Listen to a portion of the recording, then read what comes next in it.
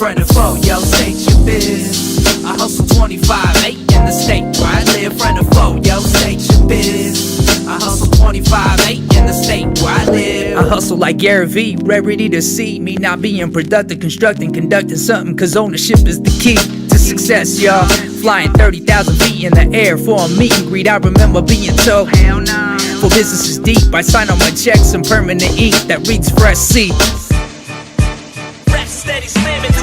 Check out the technique. Give them that shit they've been missing. That was destined to shine.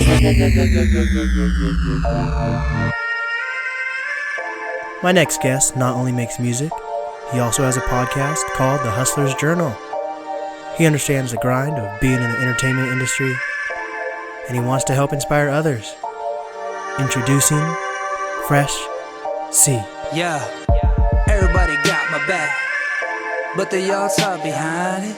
All I ever hear was I'm such an asshole, I never helped nobody. How my attitude is so cold, how I'm so fake and my songs blow. I cut your mic off in my next show. Try lip syncing how real you are without a mic cord. Help others before I help myself. I made a lane in the game all by myself. I don't remember anybody doing shit for me, but everyone got a story to tell. Oh well. Said I'd never make it better. Check the mileage, state to state. Flights took separate of pilots. Toured in different cities. Ain't nobody fucking with me, so can you please get off my dick?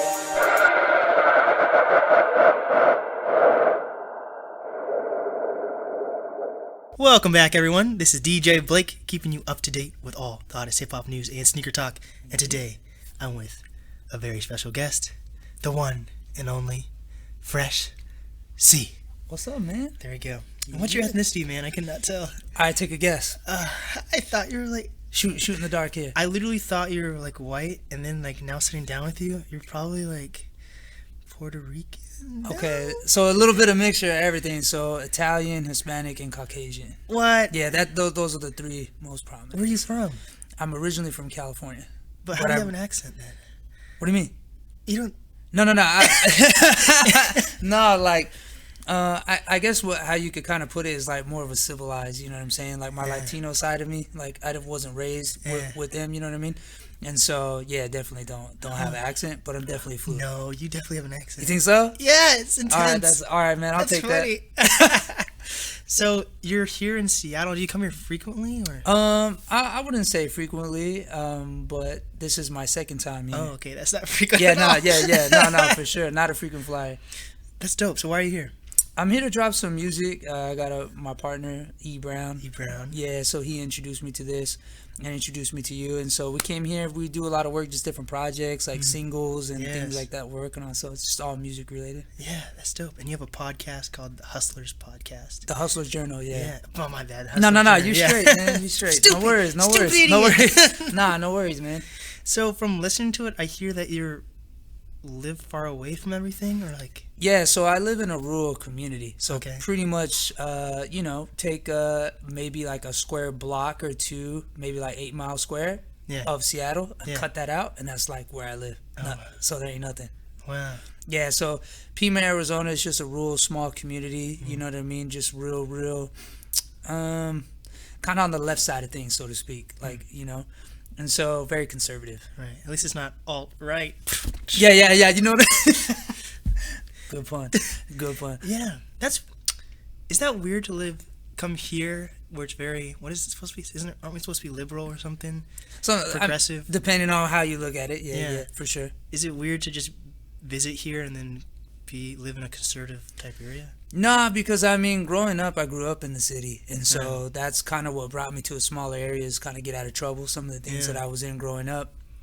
And I ended up moving there with my grandparents, and that's where they live, you know what I mean? And so they raised me and definitely helped mold some of the rough edges, so to speak, coming from the city. So it feels more like home. To be quite honest, I'm just gonna say, like, I love coming to Seattle. The first time I came, I was like, I gotta continue coming. So yeah. So wow, that's good.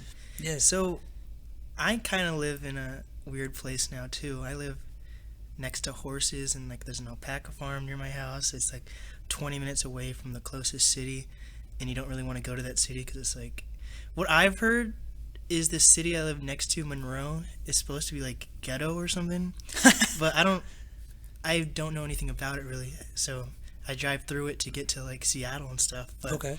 I think it's different if I've already made those connections and now I live up in the middle of nowhere. Yeah. But is it hard to make connections if you grew up in the middle of nowhere and then now you want to make connections? Yeah, it's kind of like a double-edged sword. So, in one sense, coming from California, huge place, right? Lots of people, lots of culture, and then coming to a place that has almost none. Yeah. You know what I'm saying? So, I guess the way that to kind of transcribe that is I just brought everything that embodies who I am as a creative, and I just did my thing without any precedence. And so I just do my own thing, kind of created. Almost if you think about video games, I'm the creative player within the game system. Yeah. Like I just created myself and, Yeah. and made it more of a prominent thing. And it's really dope because it influences a lot of artists and creatives that are around who are like not understanding like what do we do? How do we do it? How can we do this? And then seeing me do it in hindsight inspires those kinds of people to come out of the woodworks. And Right. you see more musicians and more bands and more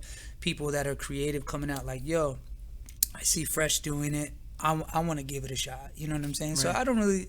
I guess it's just kind of how you look at it, perspective. Does Fresh C stand for Fresh California? Or- Nope.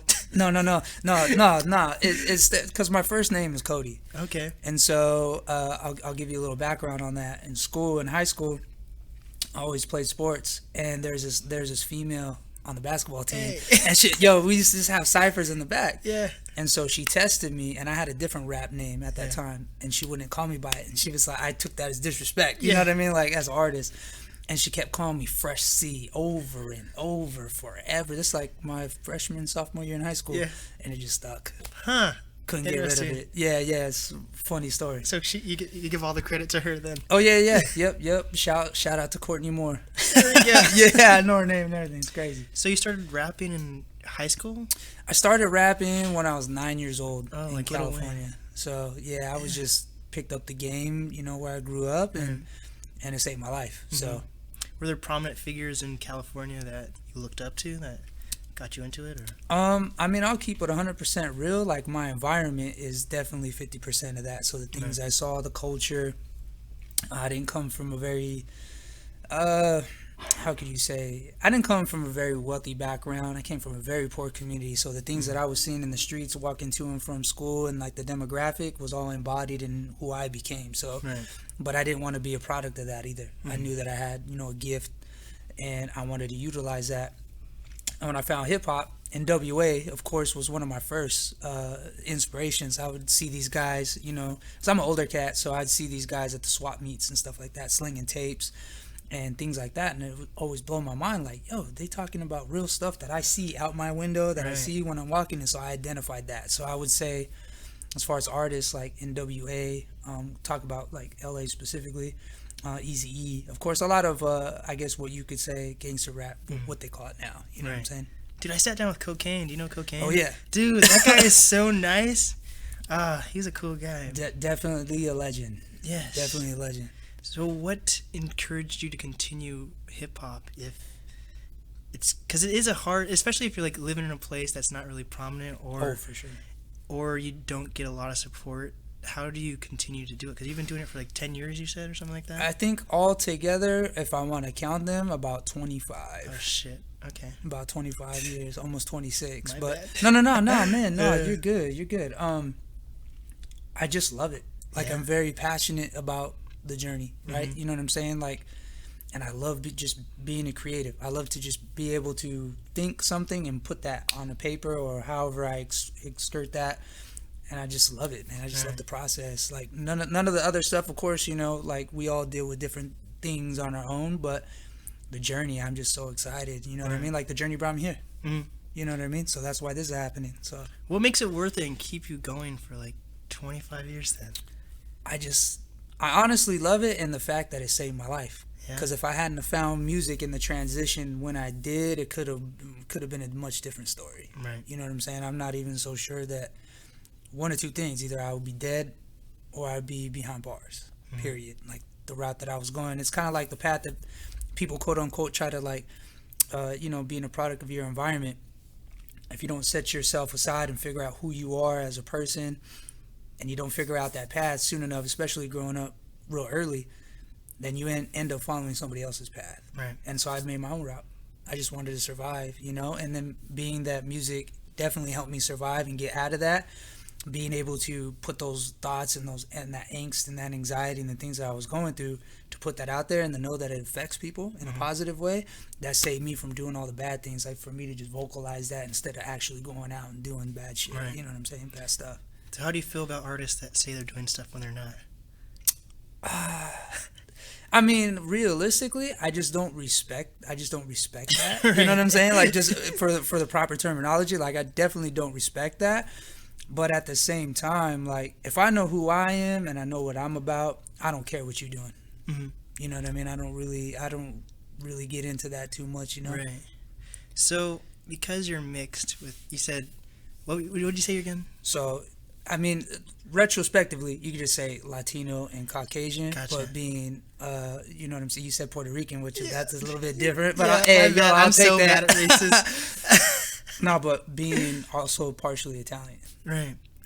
So, oh, I'm part Italian too.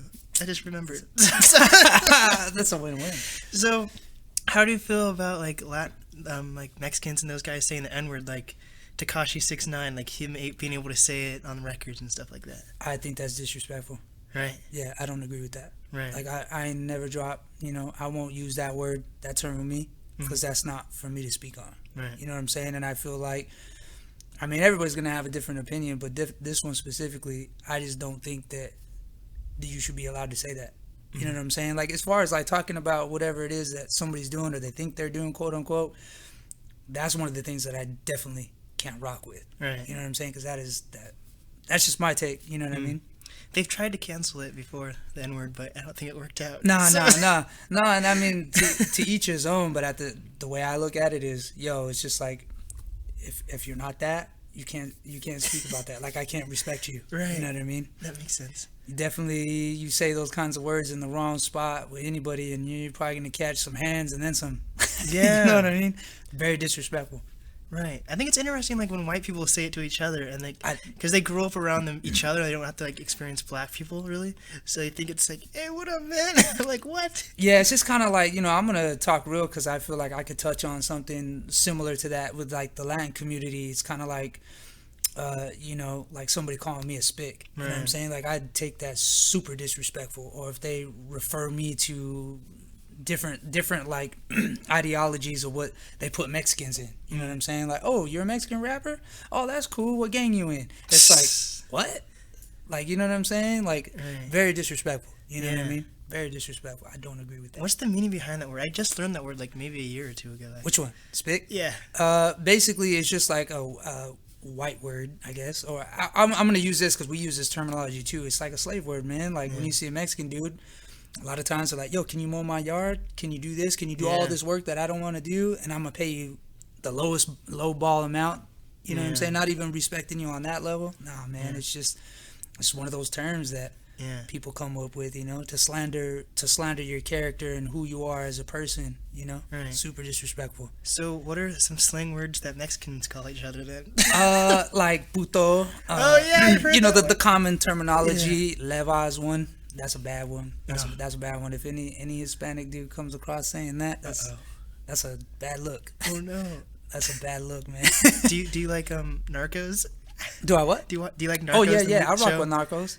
That show's filthy. Which one though? The I like the Netflix new version. Dude, I like the newer Netflix version, Narcos Mexico. Yeah. Because I thought it was weird when I watched Narcos Mexico recently, and then I was like, oh, I'll watch the original Narcos now. And I thought it was weird that like it's about cartels and stuff, but it's from like the perspective of a white guy. I was like, what the hell? I can't really vibe with it. I like the Narcos Mexico, but like let me just ask you this: like, how would you feel if somebody that wasn't within your culture, no matter what demographic they are, portraying to know what your life is about and telling the story? Would you? You know what I'm saying? Yeah, that's true. That's whack. that's not. That's disrespectful. Yeah. But the unfortunate part, I mean, and I'm sure we all see it a lot. It's almost like congratulated. Like, yeah. people are okay with that. Like when they were trying to make the what's her name, Julia Roberts play Harriet Tubman. Yeah, man. That's just. I don't understand that. I mean, I don't understand how that works, to be honest. You know what I'm saying? And what's his name? Kanye West is trying to have that one guy play it. Danny McBride play it. Yeah. That's so funny though. Man, no, it's just very different, you know, and everybody's gonna have a different perspective. But how would you feel if somebody told you how they portray your life when you're the one living it? Right. You've never seen it. Right. You know what I mean? So I was listening to the Joe Rogan podcast yesterday. Do you listen to Joe Rogan Yep, at all? I listen to Joe Rogan. I listen to him like all the time. Real quick, and I don't want to interrupt you. Do you listen to Joe Budden podcast? Sometimes. I think he's too angry, in my opinion. Oh, man. Okay, all right. I focus on Joe Rogan and The Breakfast Club like 24/7. And then I like Joe Rogan The Breakfast Club sometimes takes breaks like when like the winter break. They went on break, but Joe Rogan didn't, so I was able to listen to a new podcast. But he was like making a joke about it, so I couldn't tell if he was being completely serious or not. But I guess is New episode? Yeah. Okay. And he was saying like, what are your opinions on like being racist to white people? Like, do you think that's like a thing? Nah, I mean, the weird thing for me, okay, so like it's a really weird melting pot. And this is with being biracial, it has a lot of bad points because it's like, okay, I go with one side of my family, I'm not white enough to be there. Right. If I go to the other side of the family, I'm not, you know, Latino enough to be there. Yeah. And so I don't fit in anywhere. Huh. You know what I'm saying? So like both sides of the family don't mesh, you know. Everybody has different religion, different preferences, all these different things. And that's another thing that got embodied into the music in the same sense is like I'm not accepted anywhere. Right. Like, you know, not even within my own culture, so to speak, but since my dad is predominantly Hispanic, then the way that it rolls is like, okay, you're a Latino. So when people come up to you like for the first time meeting you, what do they think you are? They think I'm white. In the summer, they don't know what I am, depending on how, like, where. Tan a lot? Yeah, like, so, you know, like, I have, like, a caramel light color skin, and so, you know what I'm saying? So, a lot of times, like, they don't know how to take me. If I shave my beard and I do, like, the goatee thing, then I'm Latino in the summer. If so I don't, I'm a white guy. You know what I'm saying? I put the colored shirt on and button up all the way up. Man, I've got, you know, Puerto Rican is cool, though. I rock with that because that's one that I've never got, but I've got all the others. Oh, man. Yeah, but I don't care. You know what I'm Yeah. saying? Like, that stuff don't bother me. Right. Does like race or knowing your roots, is that important to you at all? Or like, do you think just people are just people? Nah, I think it's important to me personally because I think that, you know, if you know yourself, you know, I'm huge on knowledge of self. So if I know who I am personally, which would mean I'd have to pull from these different demographics to understand who I am, then I think, you know, I'm comfortable in my space. Right. I kind of get that. Like, I'm kind of the black sheep in my family. My mom makes a joke, like, if I'm out with her or something, she's like, I don't want people to think that you're my boyfriend or something because I'm like the only black person in my family, basically. Damn. So it's pretty funny. But That is pretty crazy, man. That is crazy. It's kind of the same thing. Like if I go visit my mom's like super white. She looks like a 100-watt light bulb. You know, no disrespect. But like, then they see us together and they're like, "Who's this guy?" yeah. Oh, that's my son. You know, and they're like, "Oh," and the whole temperature changes. Yeah. You know what I mean? Funny. Yeah, it's So sometimes it gets awkward. So how old are you? I'm gonna be 34 in 2 days. Oh my gosh, am I invited to your birthday? Bro, I don't even know what we're doing. You gotta ask my man. Hey. Got some surprise for him. He's like, hands up. That's Yeah, dope. but yeah, man. Yeah. How'd you get connected with him? Contest. We did a rap contest together. He rap and I. contest. Yeah, we met through this group, the Music Entrepreneur Club. Oh shit, that's a club? Yeah. And so we just started chopping it up. He reached out to me. We connected, and the rest is history. We made a really dope track together that resonated with a lot of people worldwide, and I'm very grateful for that. And it also branched off into a great partnership / business relationship. So Yeah, that's dope. I think partnerships, I've tried partnerships before. I feel like for me, because I'm like so focused on like giving a certain perspective or something, sure. it's hard to like work with other people. Like I like saying collaboration's important. Yeah. But like it's weird. Like if someone wants, like people have been reaching out to me for like interviews and stuff, and they're like, "Oh, I love what you guys are doing." Plural. And I'm like, "Oh, it's just me." But I kind of like that. They're like being on my own and like learning how to do things on your own. Yeah. You know? That's the thing. I have a question about this. Like, Yeah. you have a podcast, and so you went through Anchor though, right? Yeah. So what is your opinions on that versus like what I did was I uploaded everything like on my own. Do you do you find outsourcing to be important or like easier to manage or like? I think it would just come down to perspective, because for me, for the podcasting thing, I do it sincerely for fun and to definitely take the musician shoes off and be transparent and be the interviewer this time. So kind of take a back seat to what I'm used to and give somebody else the front seat. And having that kind of demographic, a different understanding than most do from a musician and creative perspective, then I like to showcase that. But going back to the anchor thing, I think it's just easier for me to do it with everything else that has, because you are doing so many other things. That does make sense. You know what I mean? Because like I wouldn't be able to spend, like, being very, very real, I wouldn't be able to spend that much time on it because of my music career. Yeah. So it ends up taking like a back seat in a sense. So it's more something I do for fun to shed light on other people. Wow, I didn't realize that makes sense, because like I've started to notice there's so many different like artists, like Talib Kweli, he has his own podcast too. Talib's dope. Yeah, and I was like, so unless you know who he is, you probably don't know about the podcast. So I was like, so many artists have podcasts, but they're not as relevant. Well, not saying they're not relevant, but like people don't know them, unlike the Breakfast Club and stuff. But I guess it's because it's not their main focus. I think like, I guess Joe Budden would be a good reference. Is Joe Budden in hindsight right now gets a lot more respect for being a podcaster than he does being a musician, which is unfortunate. But at the same time, like, the more and more professionally started doing it and left music to the side, he's more prominent in that avenue now and kind of found like his niche where he's like super respected. You know what I mean? So I think it kind of like, you can scale it like all kinds of different ways, but at the same time, like for me personally, I'm not going to take on, I know, something that I can't complete. And I know doing it this route, I can complete it. You know what I mean? Because it's an as-due basis. Like, hitting people up, it's not like my main source. And so like, I highly commend you for going that route, you know, the entrepreneur route, and really sticking to your guns and doing it heavy. Like, super respect. Right. That's dope. That's so. See, that's why I like learning like new perspectives and things. I never thought of it that way. Yeah, because I'm sure like a lot of other musicians are so busy or whatever else that their plan A is super stacked that they don't have time to really put all the ducks in a row over here. You know. Has music always been like your plan A? Music's always been my plan A. Was that rough then? Like, when did it start taking off that you could actually like make a living off that? Oh, respectfully, 3 years ago. See, that's what, it takes a long time.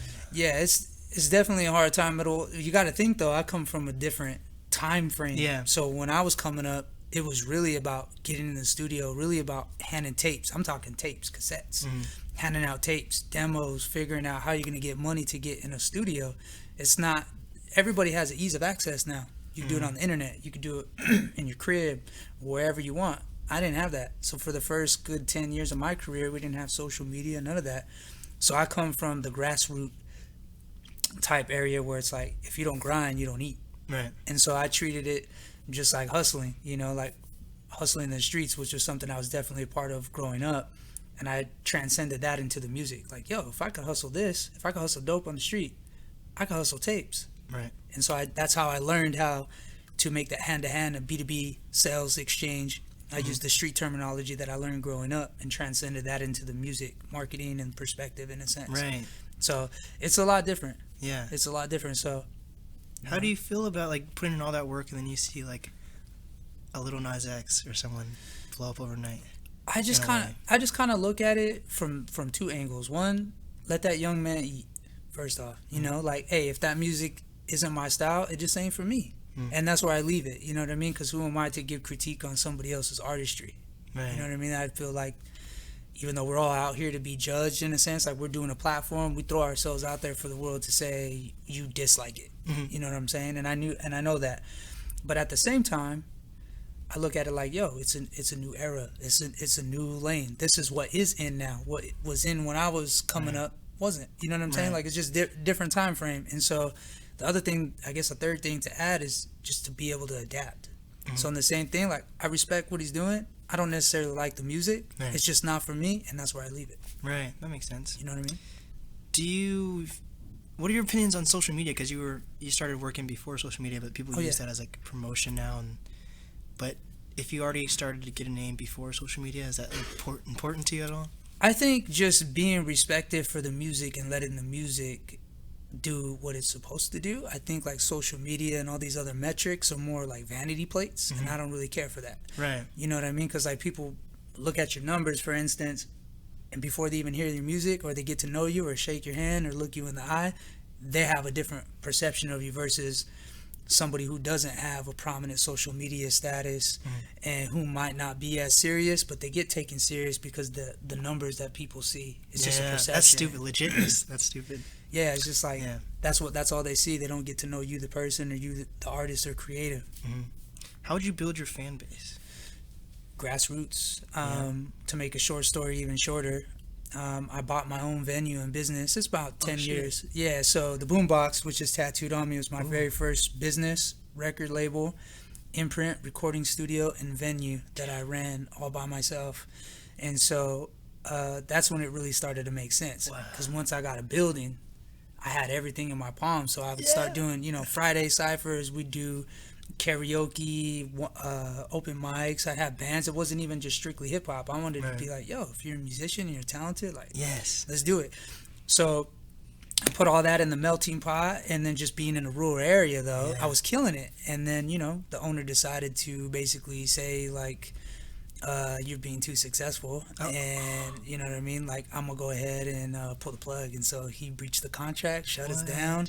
In a pinnacle moment, it was hard, man, but that's when I really just started to grind extra ridiculous on the music. You know what I mean? Do you look back on that and hold anger towards that, or do you think it was like part of your journey? No, I think I just leave it up to a higher power or whatever anybody out there believes in, and my belief first and foremost is in higher power, universe, and God, my own relationship that I have with both of them. But then understanding myself, like, obviously to me, I wasn't ready. Right. That's the way I took it, is like, from the powers that be, I wasn't ready to be in that position that I was in. And so I felt like instead of letting it hinder me and get me upset about it, it actually opened my perspective to be like, yo, I need to work harder. I need to learn these things within the business before I get back to that point. Right. Why do you think God and rap go like hand in hand in a way? Like, rappers always talk about that, or the Bible, or... I don't know, man. Like, that's a good question. I just kind of think like it just really depends on the person's views and like who the person really is. Some people say it because they just want to say it, and some people will do it because they really believe in it. You know what I'm saying? Like, if I ever reference God or universe or anything in that nature, it's always going to be from knowledge. It's not going to be from what somebody told me on the street or bro science and stuff like that. Definitely want to. I definitely think when you talk about those things, or like we talked about earlier, like racial slurs and things like that, I think you should understand what you're saying and what you're doing before you put that out there to the world. Right. You know what I'm saying? That makes sense. Yeah. So, so have you been on tour? Oh yeah, and all that? Plenty of tours. So how did you make connections with people like that weren't from your hometown if you didn't really start out with like social media and all that? Well, the music really started blossoming in like 2014. So this is literally after the demise of the Boombox, and so I just really took it to like, yo, I'm really gonna get in the studio and just go harder for myself instead of everybody. And like I said, short story shorter, I got hit up by different people like, yo, you're making a buzz and we have no idea this place where you're from, like let's talk. So it ended up being business conversations. Had some hit records that came out around that time, and that's really what picked up the traction to show interest for talent buyers. You know what I mean? And so I went on my first tour in 2017 or 2016, one of the two, and I was an opener. Went all around the country. It was super dope. But instead of sitting in the green room and hanging out with everybody, I was out in the streets trying to shake hands with people. I went to record shops, like real old school tactics. But it worked. Yes. Because all those fans that I accumulated for the first one, then I went the same year and made my own headlining tour and started basically just doing that myself, figuring it out based off the fans that I made from the first tour. So literally, notebook, writing names down, addresses, handshakes. I had all it down like an itinerary. That's dope. And so I built it, and I've been touring by myself ever since. So were you ever focused on becoming an influence, or is it more about just the music? And I honestly didn't really look at it like that. Fans and other people around me look at me in that same sense, but I don't. I just look at, like, this is part of the journey, and I'm just grateful that I'm able to positively impact others around me in that manner, But as far as being an influence, I can say I didn't really set foot out to do that. I just wanted my voice to be heard and my story to be heard, and Right. you know what I mean? What are the messages you try to portray in your music? Definitely positivity, to be able to navigate through obstacles and perils, and coming from somebody from a demographic which one could relate to tell you that it's possible. So that's definitely number one. And the second thing is to basically just be yourself and be proud of who you are, regardless of what you look like, what you do, who you hang with, all these kinds of different statues that people kind of place on people. Like, I don't wear a mask. I don't, anything I say in my music, either I've already done, I'm going through, or something that I want to help you with that you might be going through. Just pulling a story from the treasure chest of life that I've been through. Yes. So, yeah. What are your opinions on Seattle? Because I've actually started to notice there's a lot of artists that come here to record. Yeah. Which is weird, but I don't see, like, because it's still, like, Seattle's still, like, trying to find its name. But if there's people touring here and, like, recording here, why isn't it, like, on the map for the artists in a way?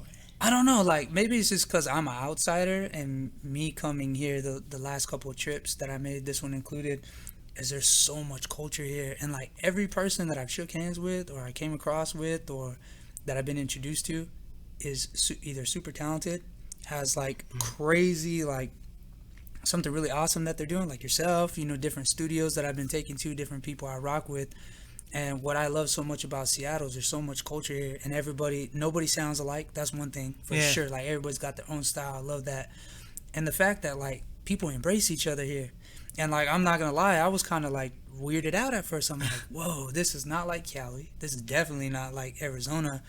And I'm like, man, like, people really, like, click here, like, in a good way, in a positive way. I think there's just a lot of positive, positive vibes, positivity, but a lot of creators, and they mesh. Yes. So, I mean, it just kind of looks like, for me, for being an outsider, like a melting pot of a bunch of great things.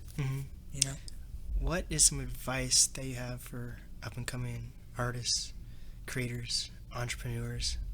I would definitely say, as far as the musician side, the business first. And I think, like, a lot of cats, me included, coming up, didn't have that knowledge. You know what I mean? So if somebody's able to bring you that knowledge or show you some knowledge, like, take it. You know what I mean? Like, utilize it, and because that's going to help you navigate. So business first. As far as being a creator, or, like, just being broad spectrum, I would say just be confident in what you do. Be confident in yourself and whatever it is that you're about. So definitely business, confidence, and then really be about whatever it is that you're being, or whatever it is you're portraying to the world, because you're putting your stuff out there to billions of people. So I think you should be wary about what you're saying. Right. I think it's important to express to people that the grind is worth it in a way. Oh, for if sure. that makes sense. Yeah, definitely. And I mean, the last thing, of course, would be hustle. That's what I'm all about, and everybody could scale that in all kinds of different ways. But I mean, knowing that it's going to be hard, there's going to be drop-offs. There's going to be times where you put your hands up and you put them on your face and you're like, this sucks. But it gets better. Yes. It gets better to not give up. To not give up. What have you learned about yourself through all of this over these 25 years? Man, one, that I wasn't always in the greatest space when I began, and that goes for an array of reasons.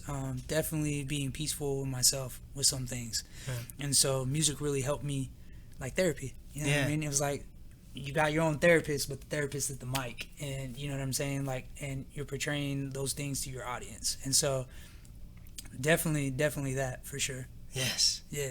Well, it was awesome sitting down with you. Like, E. Brown hyped you up a lot. He's like, shout out to you E. gotta sit down with this guy. I super appreciate it. Yeah, it was actually dope meeting you, and you're inspiring me, man. 25 years, that's crazy. Yeah, it's a long time. It's a grind, but I think it's worth it. Like, I've given myself, because in this day and age, people are like, think they can blow up instantly, but I give myself 5 years to even, like, get noticed at all, even on a small spectrum. I think it should take. I don't even want to, like, blow up right away. Like, of course, like, if I'm, like, low on money or something, I'm like, oh shit, I wish I had everything right now. For sure. But I think, like, overall, I think time is really important, because especially if you blow up at a young age, you don't really appreciate it. Yeah, no, for sure. And to piggyback off that, I don't think any point in my career until now, like, it's making sense. You know, I'm a full-time musician.